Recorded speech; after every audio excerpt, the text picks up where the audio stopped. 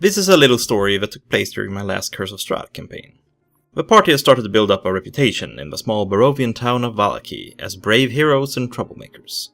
The rival noble houses of Vallaki had started to take notice, and both sides had started to put pressure on the players to join their side of a brewing conflict.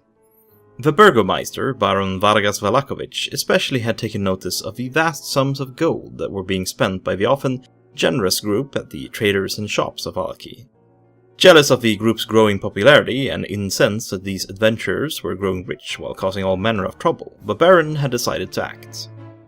In the early morning, the group was summoned to appear before the Baron by a group of 4 guards led by the Baron's right-hand man, Izek Strasny, a move that was clearly meant to show off the Baron's power. As always, the party was left in the den for a while to wait until the Baron decided to show himself. Another power play. As the Baron entered, followed by his 2 trusty hounds, he seemed annoyed. For some time now you have been welcome here in our fair city. Slept soundly at our inn, protected by our walls and our soldiers. Replenished your supplies at our stores. But what have you done for Vallaki?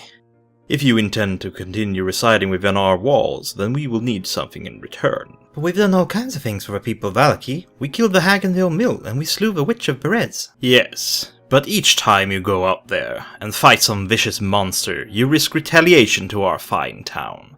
If we are to shelter you, we will need to be compensated. But surely we've killed enough. I think the mayor is speaking of more monetary compensation. The good doctor is correct. It is customary for the residents of Vallaki to pay taxes.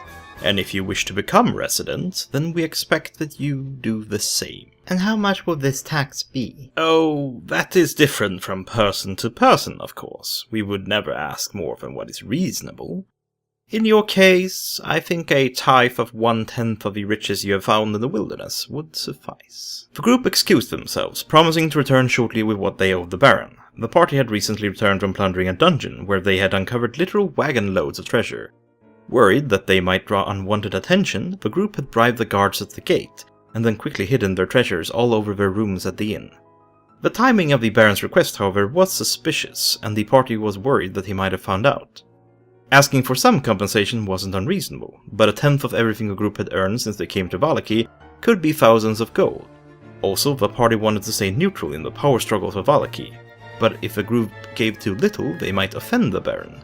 But if they made the Baron too wealthy, it might upset the balance of power in the small town and declare their support behind him, and anger those who opposed the Baron.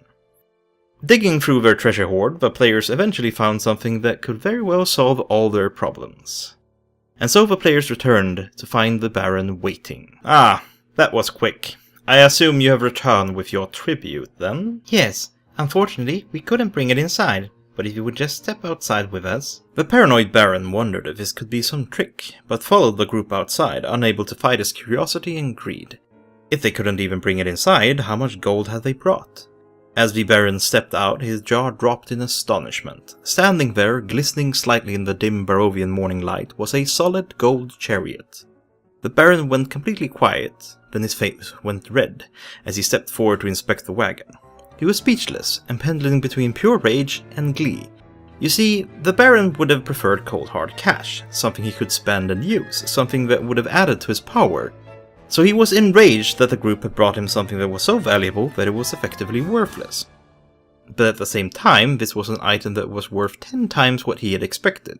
You see, the Baron had been keeping track of the players' purchases around town, but had no idea of their recent fortunes, and so he was expecting perhaps 100 gold pieces, which also made him think that perhaps they were trying to hold out on him. But could he refuse such a stately gift? And on the other hand, what would the people think of his modesty should he show himself in such a vehicle?